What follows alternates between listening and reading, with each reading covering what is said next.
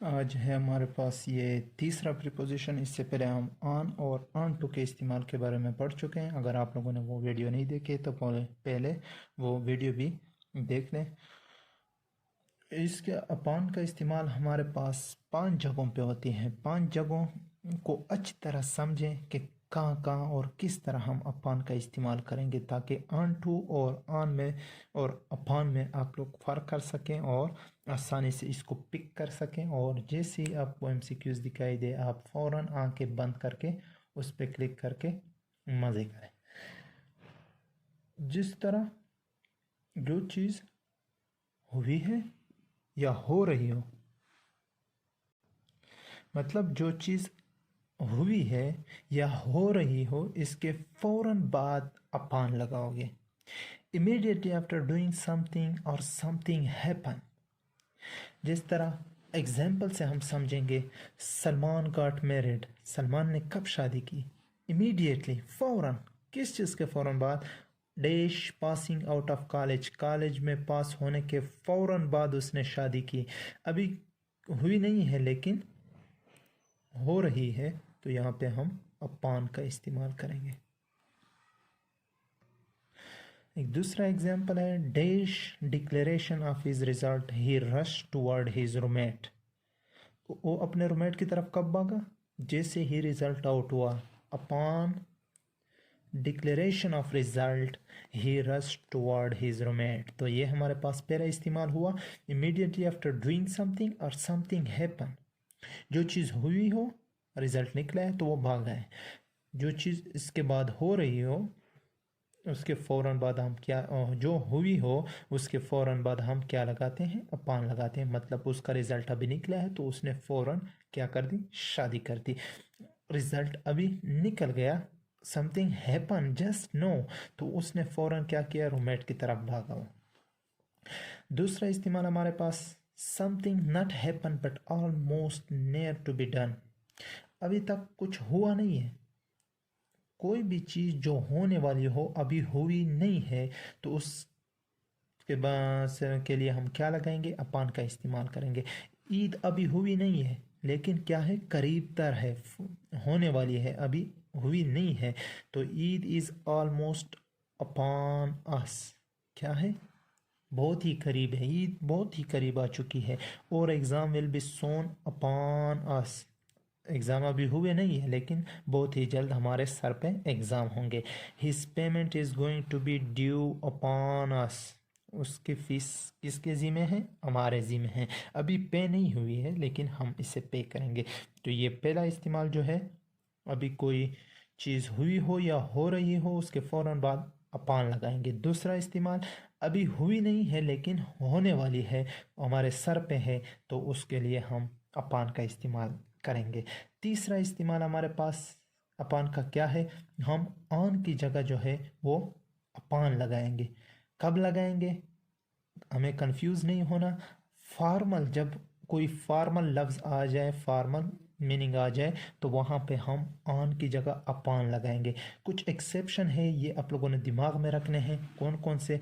जब डिपेंड आ जाए, कंग्रेचुलेट का लफ्ज़ आ जाए, एक्सपीरियंस आ जाए, हैपन और इंसिस्ट। तो ये 5 चीज़ें, इसके अलावा भी फॉर्मल कोई चीज़ है लेकिन ये 5 ज़्यादातर आती है। इन 5 वर्ड्स के बाद आप लोगों ने ऑन नहीं लगाना है, अपॉन लगाना है। बिल्कुल ऑन भी उस जगह पे आता है, लेकिन अगर आप एमसीक्यू स्टिक करना चाहते हैं ईटा के उसमें टेस्टों में, तो आपको ये चीज़ें जहन में रखनी होगी और कंफ्यूज नहीं होना। तो ये फॉर्मल चीज़ें हैं, तो यहाँ पे ऑन का इस्तेमाल नहीं होगा बल्कि अपॉन इस्तेमाल करेंगे। My whole future depend on your decision. On भी आता है लेकिन यहाँ पे डिपेंड का लफ्ज़ आ गया, फॉर्मल चीज़ आ गई, तो यहाँ पे हम अपॉन लगाएंगे। जैसे कि मैं अभी अपने सुपरवाइज़र से कह रहा हूँ कि आपका एक फ़ैसला मेरी पूरी फ्यूचर के बारे में है, तो मेरी पूरी फ्यूचर के डिसीजन जो है वो मेरे सुपरवाइज़र के एक डिसीजन पे है। तो my whole future depend upon your decision. मैं अपने सुपरवाइज़र से बात कर रहा हूँ, फॉर्मल मैनर में बात कर रहा हूँ। वो तो मेरा कोई दोस्त नहीं है कि मैं हंस से या गपशप में उसके साथ बात कर लूँ। मैं फॉर्मल मैनर में उसके साथ बात कर रहा हूँ।